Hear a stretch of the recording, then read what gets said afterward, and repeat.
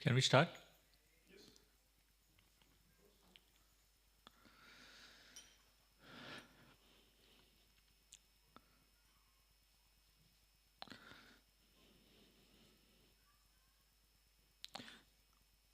Hare Krishna. Jaya Radha Madhava Kunja Bihari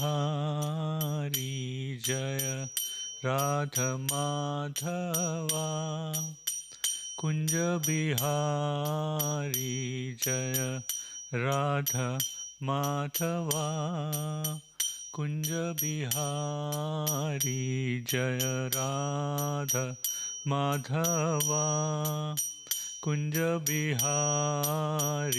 Jaya Gopijana Vallabha Girivaradhari Jaya Gopijana Vallabha Girivaradhari Jaya Gopijana Vallabha Girivaradhari Jaya Gopijana Vallabha Girivaradhari Yashodanandana Rajajana Ranjana Yashodanandana Rajajana Ranjana Yashodanandana Rajajana Ranjana Yashodanandana Brajajana Ranjana Yamuna Tira Vanachari Yamuna Tira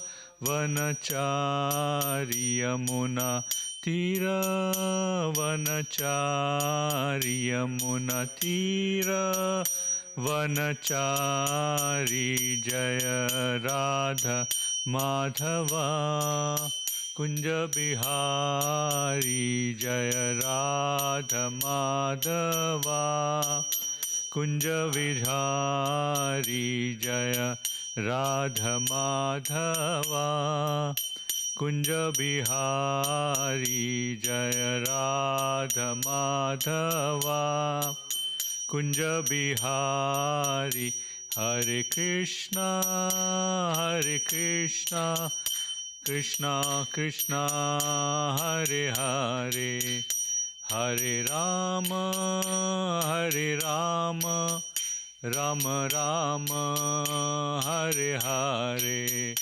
Hare Krishna Hare Krishna Krishna Krishna Hare Hare Hare Rama Hare Rama Rama Rama Hare Hare Hare Krishna Hare Krishna Krishna Krishna Hare Hare Hare Rama Hare Rama Rama Rama Hare Hare Hare Krishna Hare Krishna Krishna Krishna Hare Hare Hare Rama Hare Rama Rama Rama Hare Hare Hare Krishna Hare Krishna Krishna Krishna Hare Hare Hare Rama Hare Rama Rama Rama Hare Hare Hare Krishna Hare Krishna Krishna Krishna Hare Hare Hare Rama Hare Rama Rama Rama Hare Hare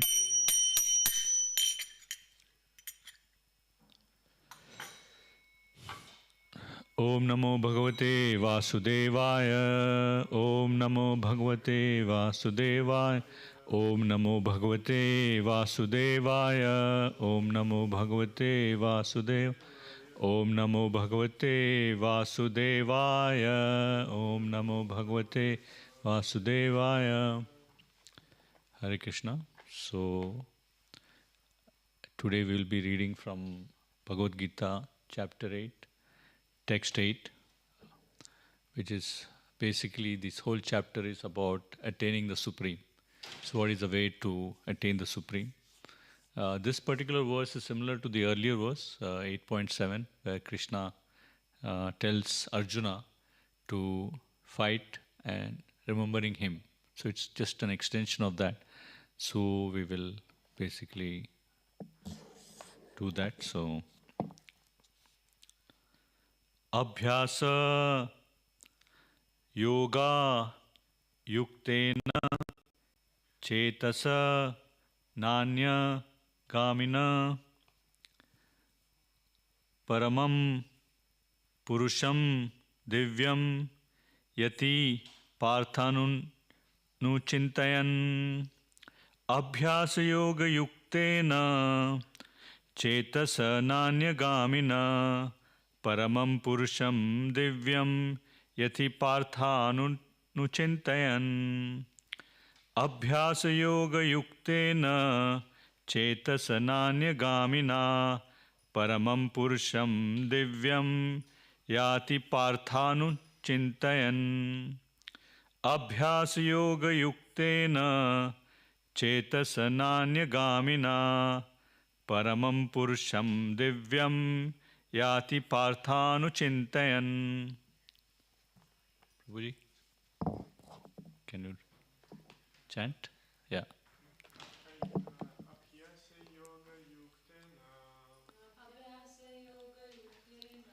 Chetasananya Gamina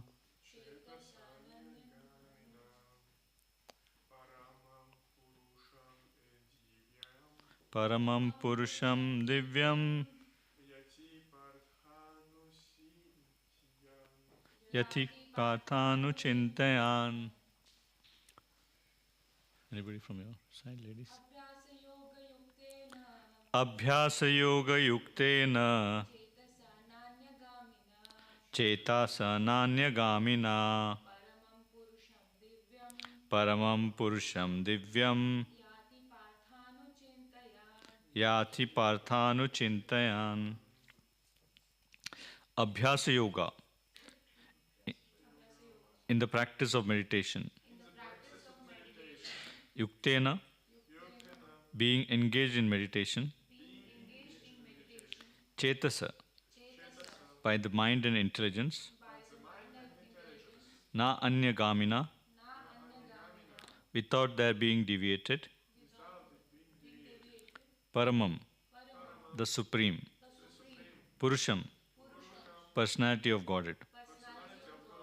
Divyam, transcendental. Yati, one achieves.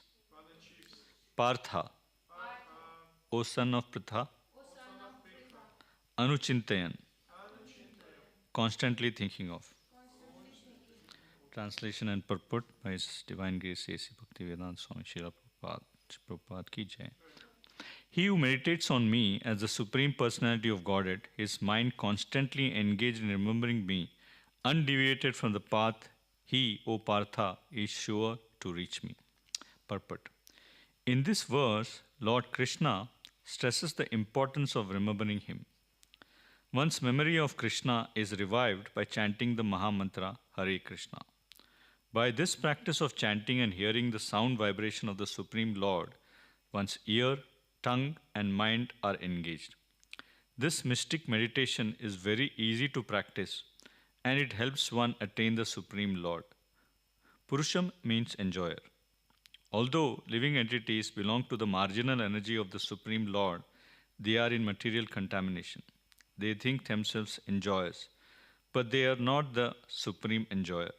Here it is clearly stated that the Supreme Enjoyer is the Supreme Personality of Godhead in its different manifestations and plenary expansions as Narayana, Vasudeva, etc. The devotee can constantly think of the object of worship, the Supreme Lord, in any of his features, Narayana, Krishna, Rama, etc., by chanting Hare Krishna. This practice will purify him, and at the end of his life, due to his constant chanting, he will be transferred to the kingdom of God. Yoga practice is meditation on the super soul within. Similarly, by chanting Hare Krishna, one fixes his mind always on the Supreme Lord. The mind is fickle, and therefore, it is necessary to engage the mind by force to think of Krishna. One example often given is that of the caterpillar that thinks of becoming a butterfly and so is transformed into a butterfly in the same life.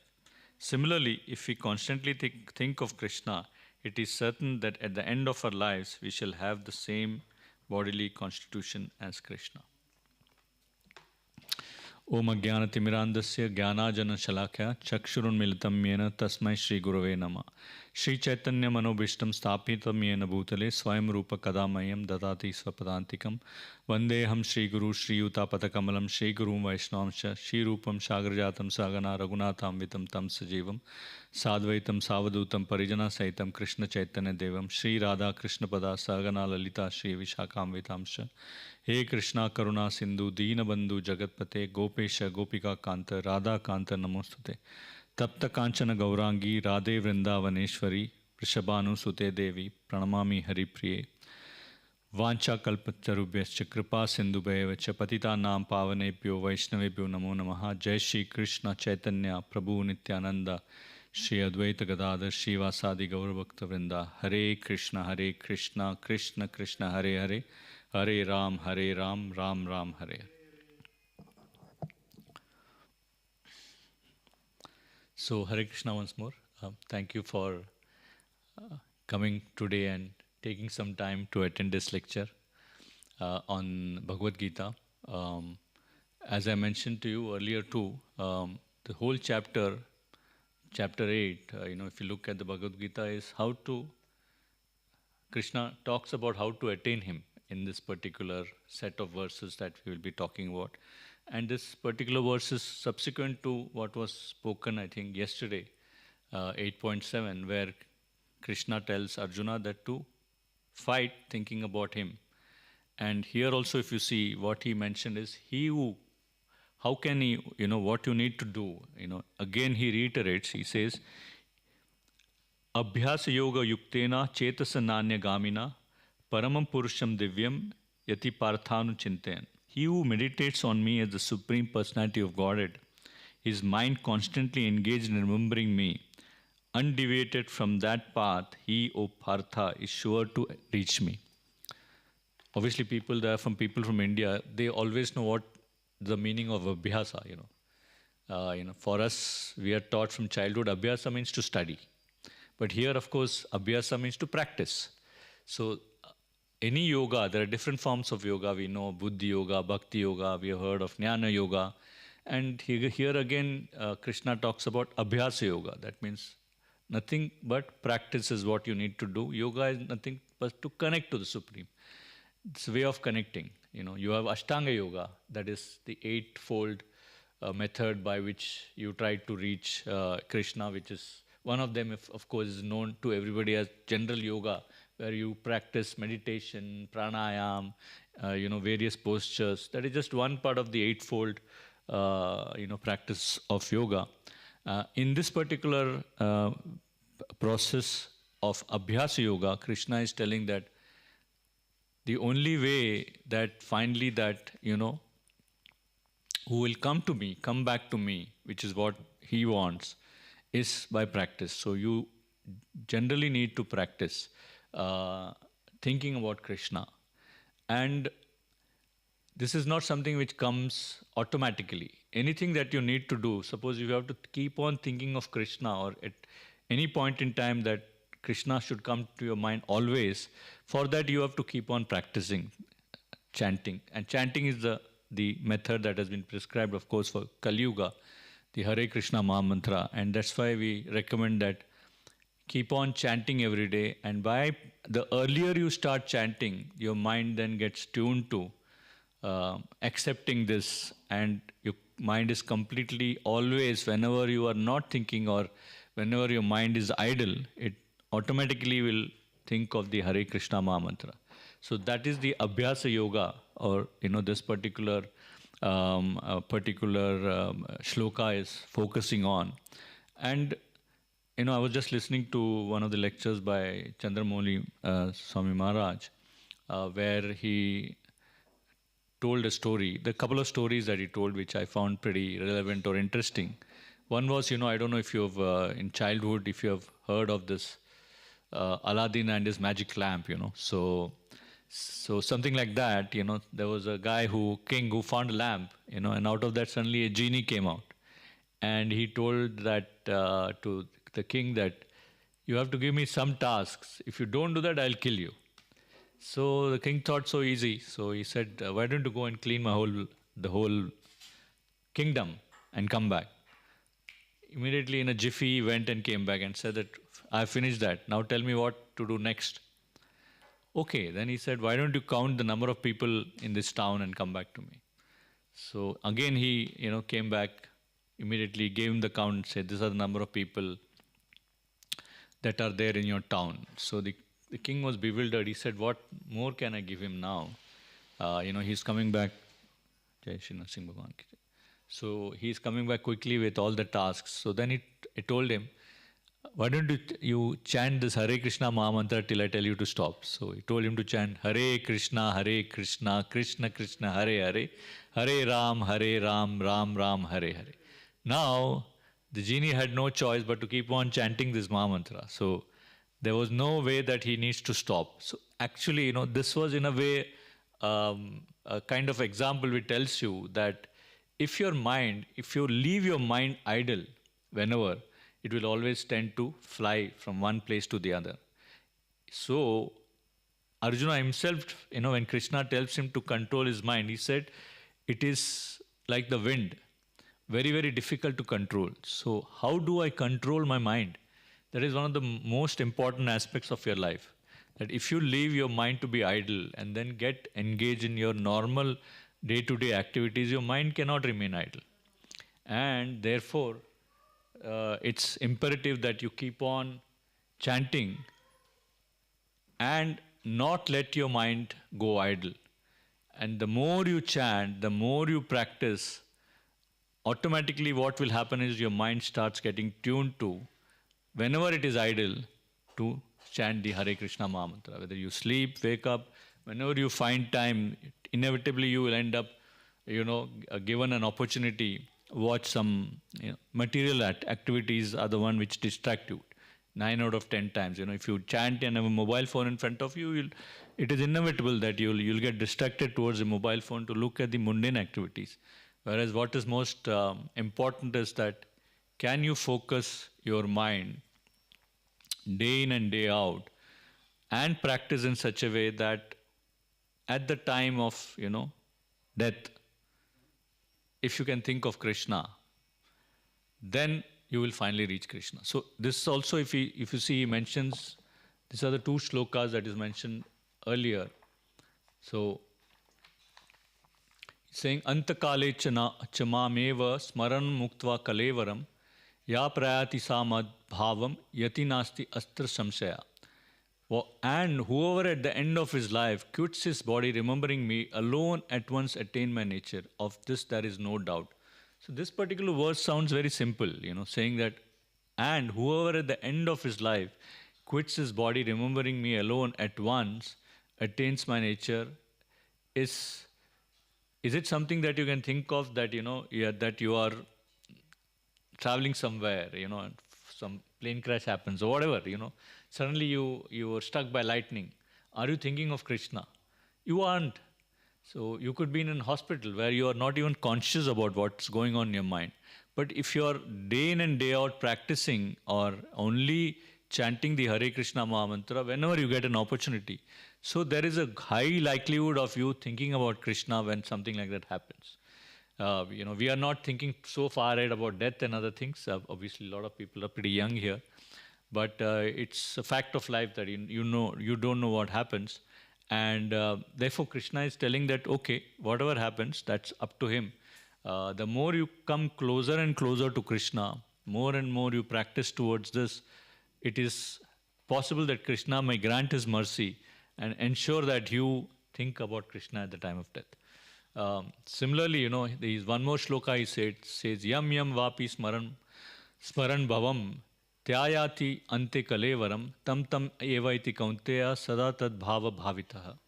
Whatever state of being one remembers when he quits his body, O son of Kunti, that state he will attain without fail.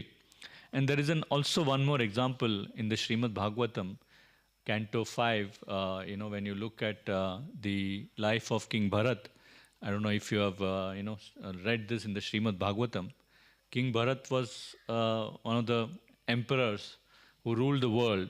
He was very pious. He ruled his kingdom extremely well. But what happened was that he had renounced everything and gone to the forest. And there, unfortunately, what happened in front of him itself, a deer gave birth to a small calf and died. And he then took the responsibility of taking care of the small deer from childhood. Because of the fact that, he was taking care of this particular deer day in and day out, and he got so attached to the deer that inevitably when he was dying, he was only thinking of the deer, so he was born again as a deer. So this particular shloka basically focuses on that point, that the more you think of, whatever that you think of at the time of the death, there is a possibility that will be the nature that you will finally attain. So why not that be Krishna's holy name, so that you will finally attain Krishna, is what Krishna is talking about here. And looking at that particular aspect, there is a story in the Mahabharata. It's about 4 people who come to meet Yudhishthir. They wanted to take the advice of Yudhishthir on certain aspects. So Bhima says, no worries, you tell me, maybe I will solve the problem. Yudhishthir is very busy right now. So he says, okay. So the first person comes to Bhim and asks him, he says that, I have grown a garden, so with a lot of fruits and flowers and vegetables and all of that. And then in order to protect the garden, I built a wall around it, So this is what I have done. But now what I find is that the walls are coming and eating those fruits and vegetables. What is this behind, what is the reason behind this? Can you tell me about it? So Bhim says, oh, this seems a tough question. He says, no, best is to please go and ask Yudhishthir only, he says. So, okay, he says, okay, fine, then I will ask Yudhishthir. Secondly, then another person comes to Bhim, to ask another question. He says is that, I have this large pot of water and I have this small cups. Completely the pot is filled. Then I took the cups out, 5, 6, 7, 8 cups, and kept outside. Then when I again poured back, only half of it was there. What could be the reason for this? Ideally speaking, logically, if I take out whatever cups outside and put the same back, it should come to the same level, isn't it, the pot? But it was not so. So he asked him, what could be the reason for this, he said. So again, Bhim couldn't answer this. He said, no, this looks like a tough question. This is only Yudhishthir who can answer this question to you. Third person came then to him. He said, there's this huge elephant, which could pass through, this needle. There's an eye of the needle. He said, this elephant could pass through that, but the tail remained. The tail couldn't go through. He said, how is this possible that a big elephant could go through this, but the tail of the elephant couldn't go through? Can you give me the reason for, this particular, aspect of it? So Bhim again gets foxed. He said, oh, I think you best ask, Yudhishthir about this question. Finally, the last man comes. He says, I went to a particular area where there were a lot of big rocks and huge black, boulders around, and I was going around that, and then there was this small green shoot which was there, which I encountered. Otherwise, there was a lot of dark things. As soon as I picked up the shoot, everything became bright. Everything, was totally enlightened, and there was this lot of brightness around. Can you tell me the reason for this? He said. Again, Yudhishthir Bhim couldn't find an answer, so he said, why don't you go and talk to Yudhishthir? So after this, all those 4 men, once he couldn't answer, Bhim himself went to Yudhishthir, who was sitting inside alone, and asked him, Yudhishthir, did you meet those 4 men? who had come to me. He said, which 4 men? Oh, then said, oh, those 4 men. So he said, yes. I said, oh, actually they are nothing but they are giving you an onset of Kali Yuga. He said, they are nothing but the messengers of Kali Yuga. So he asked him, what are those 4 questions that do you have? How does one interpret those 4 questions, he said. So the first one, if you remember, was, about this garden and this wall. So the garden are the subjects or the citizens of a particular place. And the wall is nothing but the rulers or, the leaders. So what it signifies here is the leaders are what they're doing. They're trying to actually, instead of protecting the citizens in Kali Yuga, they're trying to destroy them by, exploiting them. So this is the interpretation of that garden and the wall which is protecting that particular garden. So this is the first aspect of Kali Yuga that is going to come, because Krishna is slowly going to leave. So this is a signal which is being given, and that is the interpretation Yudhishthira gave. What about the second part of it, which is the large pot of water? So what that means is, in Kali Yuga, what will happen is the reciprocation of love and affection which the parents give to their kids or whoever, that help will be halved.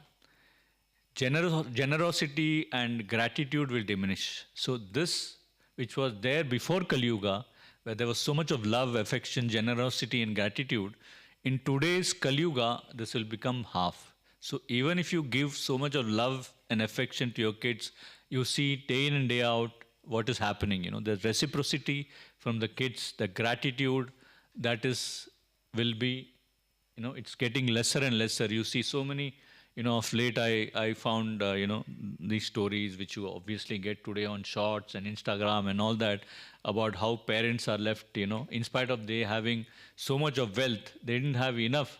They are in old age homes and nobody to take care of them. So that is one, of Kali Yuga. Of course, we have progressed from the time that Krishna left. Third part, if you say that about elephant that could pass through a needle's eye, but the tail got stuck. So that what it means is 2 aspects to it, of course, that the body itself signifies the rich people, or people will spend a lot for personal pleasure. So if somebody, you tell them to, you have to go and watch the next, movie, or go and spend thousands of dollars or euros in a restaurant, they will immediately go there. But if you tell them, please come and donate something to the temple, they will be, very stingy about it. So that's the tail part of it. So the tail is, the spiritual activity or the donations or the things that you need to do towards services, God or religion, that people will be going, kind of restricting themselves. This is one aspect of this particular Kali Yuga, which is the whole bodies of the elephant is which people spend lavishly for their own sense gratification. But when it comes to their spiritual needs, when it comes to temples, God, religion or spiritual books, people will be very stingy about spending there. The last, of course, is, the rock, which I spoke about, which was, around dark and all that. And there is this green shoot. Once it was picked up by the person, suddenly everything became bright and spiritual. This is nothing but, these are the spiritual practices which talk about singing the Hare Krishna Maha Mantra, which is the only thing which will kindly, enlighten your life in this dark world of materialistic activities that are there. Is nothing but this small shoot of Hare Krishna Maha Mantra in Kali Yuga, which is going to enlighten you and enlighten your life. So that is what we are coming from again, is that going back to the shloka, what Krishna says is that please remember me. What is the best way to remember Krishna? And in this Kali Yuga, if you see what has been mentioned by Chaitanya Mahaprabhu in Adi Leela 17.22, it's been told that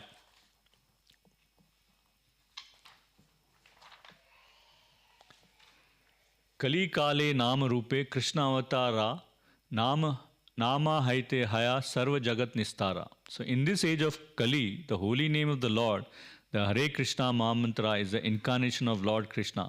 Simply by chanting the holy name, one associates with the Lord directly.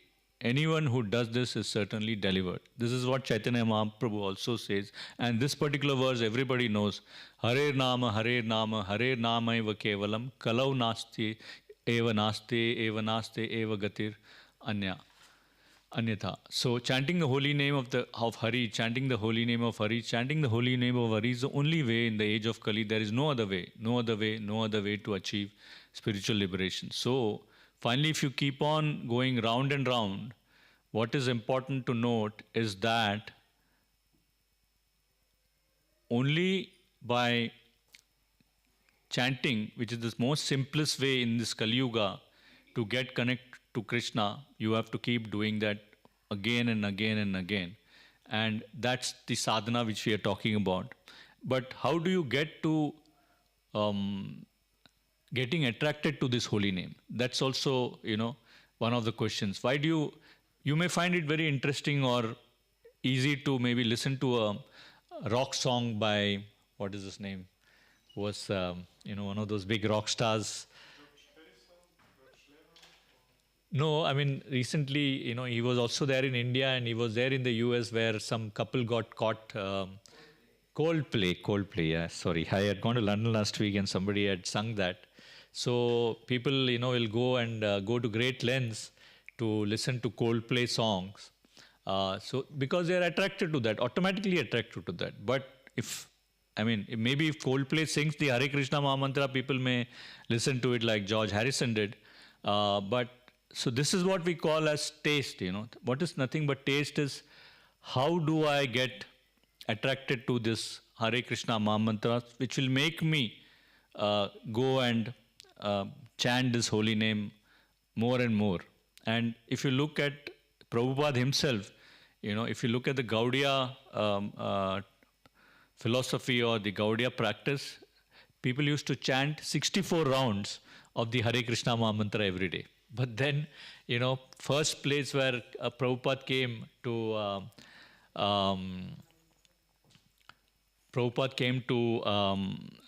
propagate the holy name, he realized that people will not have that patience to really chant 64 rounds of the Hare Krishna Mahamantra. So therefore, he reduced that to 16 rounds. Even 16 rounds, is very, very difficult for a lot of people to chant that, the 16 rounds of the Mahamantra. So what we do is that, we should ourselves, and most important is that you just don't chant just like a number, You have to chant with lot of depth and feeling internally as a meditation. And if you see in the Gita also, Krishna himself says that, actually you should be in a place which is very silent and keep your head straight and eyes half open and focus on the tip of your nose and not think of anything else but chant the Mahamantra. If you do that with practice, then you will slowly feel that sense of peace within your mind and that sense of stress that you feel, with so many thoughts coming to your mind.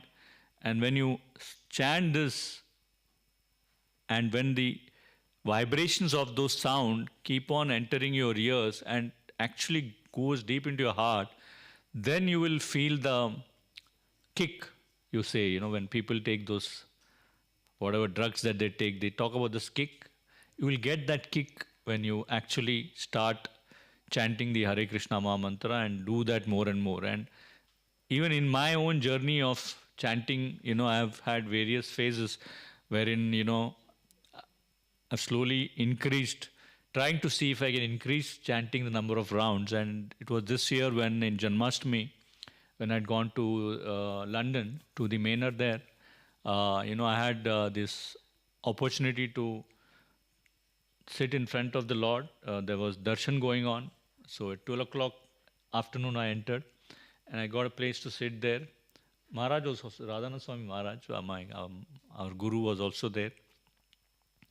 And I started chanting because that is one day where you normally fast without water also till 12 midnight, till the time Krishna is born. So I started chanting and I never stopped, and I never could feel any hunger or thirst. Normally, if I am somewhere else, in between I'll start feeling hunger, thirst, some kind of headache and all that. But that day, I ended up chanting 128 rounds. It doesn't mean that I have got a taste of chanting, but it was a completely new experience for me. That if you have some desire within you, and Krishna then enables you, and you will always, how do you kind of get a taste for something, how do you get a love for something? If you suddenly see some results, and in today's world we want to see quick results. So we want to see, oh, with this, is something going to transform within myself? But it's, this process is very gradual process. It is like Ayurveda treatment or something which takes time. The results you will see as you keep on doing it, as you stick to it. You have to have the resilience, the temperament, and then you start doing it, and then yoga and this meditation and pranayama practices are only going to complement it. Why we, it's told that, you do this breathing practice, this other kinds of yoga practices, nothing but finally how it will enable your mind to focus on the Maha Mantra and Krishna. So your final goal is to keep connecting, to Krishna, and the simplest tool for you is chanting the Hare Krishna Maha Mantra. So I think I look at it from that aspect, and people who have been chanting, each has his own set of experiences, and other than that, of course, you complement it by listening to the Bhagavad Gita lectures, Srimad-Bhagavatam, the various, Krishna's avatars, pastimes. When you listen to all of that, then you slowly get to feel your love and attraction for Krishna. And then it also makes you want to chant more and more, knowing that Krishna is there for you to enable you in your spiritual journey. And even in Srimad-Bhagavatam, if you see in Canto 2, Chapter 1, Verse 6, it says, Etavan Sankhya Yogabhyam Swadharma Parinishtaya Janmalabha Parapumsam Ante Narayana Smritihi, which translates to the highest perfection of human life, achieved either by complete knowledge of matter and spirit, by practice of mystic powers, or by perfect discharge of occupational duty, is to remember the personality of Godhead at the end of life. So here again, it's again reiterated that can you, at the end of your life, at that moment, think of the personality of Godhead? That cannot happen instantly. It has to again come that you do it daily, day in and day out, whenever you have time, just think about it, so that at that point in time, automatically this happens. Again, there's one more, 5.3.12, which says, Atha kathanchit skhalanaskshut patana jrambhana duravasthana disho vivasanam nah smaranaya jvara marana tasayam api sakala kasmala nirasanani tava gunakrita namadhyena vachana gocharani bhavantu. Seems a big kind of shloka, but it says, Dear Lord, we may not be able to remember your name, form and qualities due to stumbling, hunger, falling down, yawning, or being in a miserable disease condition at the time of death. So these are various possibilities that you are due to stumbling, hunger, falling down, yawning, or being in a miserable disease condition. When there is high fever, all of these conditions are possible. We therefore pray unto you, O Lord, for you are very affectionate to your devotees. Please help us remember you and utter your holy names, attributes, and activities which can dispel all the reactions of our sinful lives. So, as you see here, nothing but sadhana is going to help you, and sadhana by yourself in your journey is always a very difficult aspect, and therefore it is always encouraged that please have association, please meet like-minded people, please meet other devotees, always look for opportunities by attending festivals and aartis and of course partake of prasadam. Be always in this kind of environment, because the more you are engaged and more you are in this environment, there is a high likelihood of you trying to therefore take motivation from other people who are going through their own challenges to understand and get motivated, to get attracted to the holy name and get connected to the holy name. So with that, I would like to understand, your own journeys on chanting, and if you have any questions, more than welcome to, listen to you. So I don't know how each of you, where you are in your journey of remembering Krishna and thinking about Krishna. First thing is, the good thing is you have come here and at least listen to this lecture. That's a beginning. I'm not saying that, we are all running this race together. We all have to help each other to see how our experiences can help each other and to get attracted to Krishna, the holy name, and chanting per se, as well as, of course, doing service. So that's what I would like to sum up. But if you have any questions, you're more than welcome to ask. Any questions?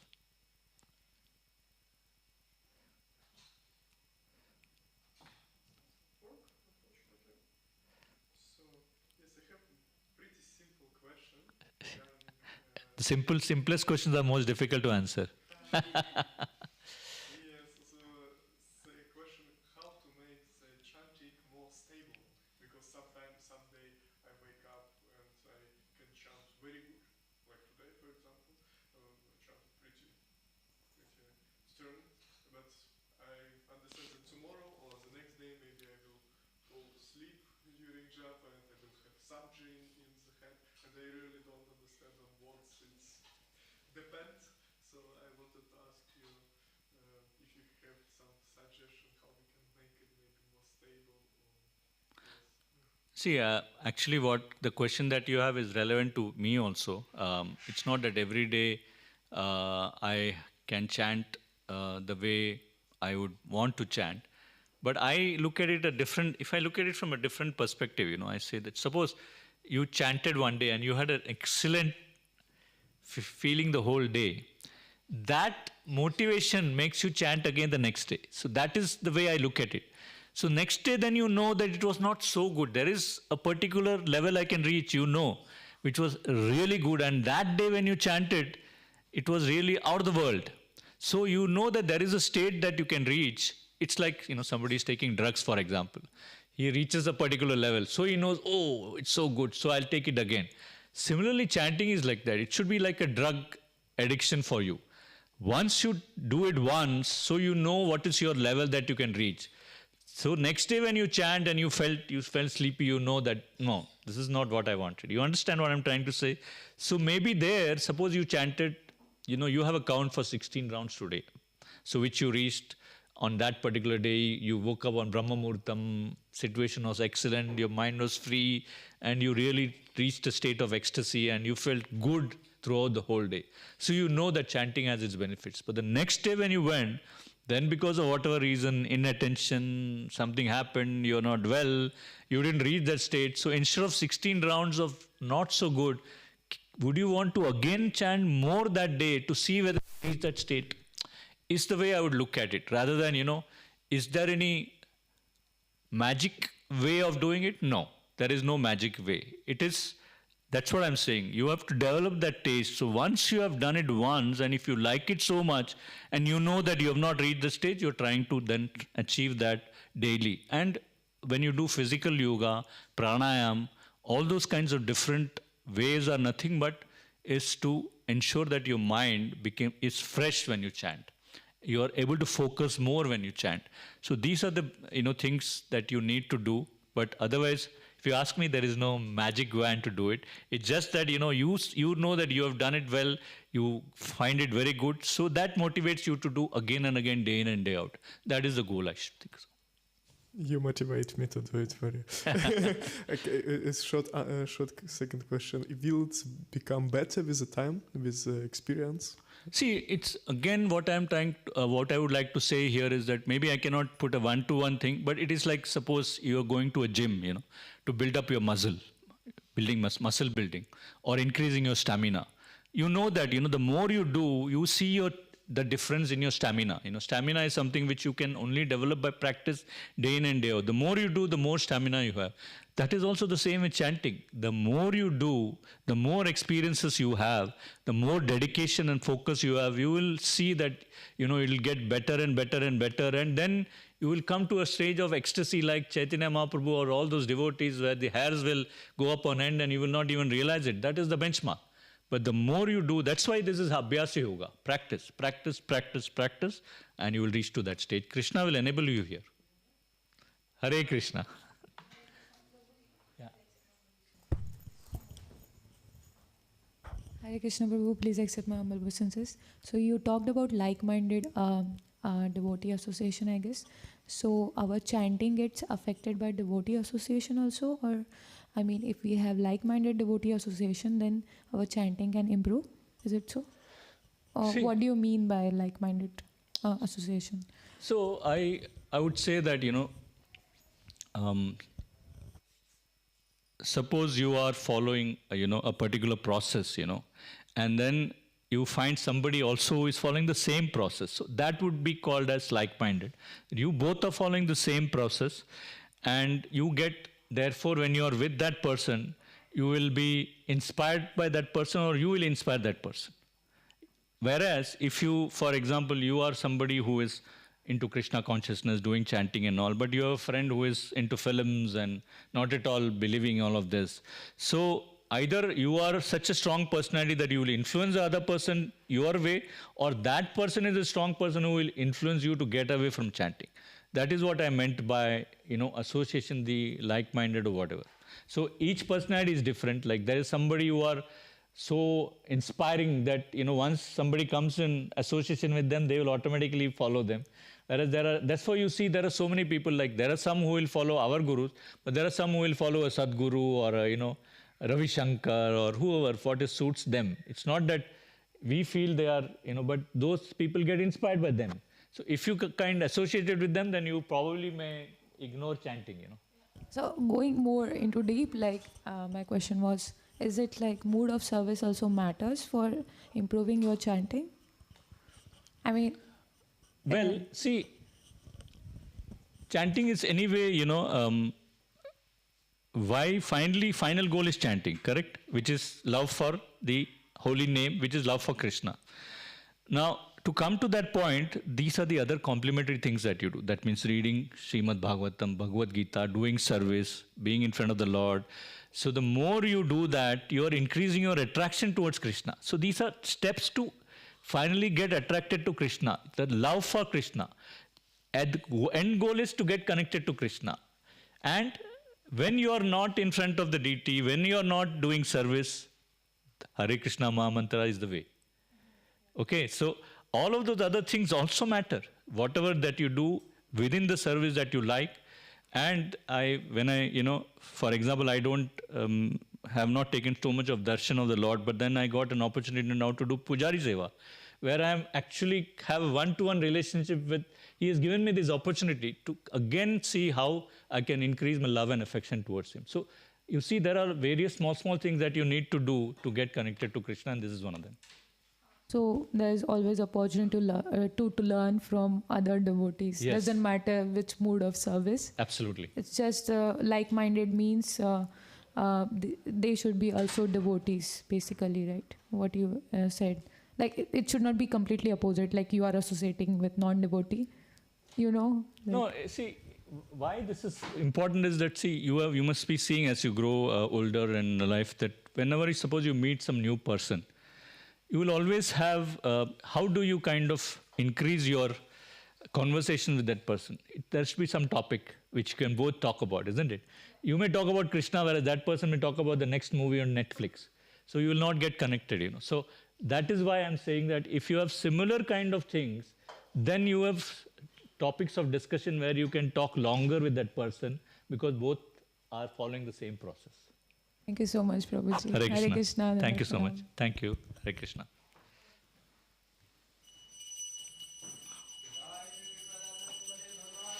Jai.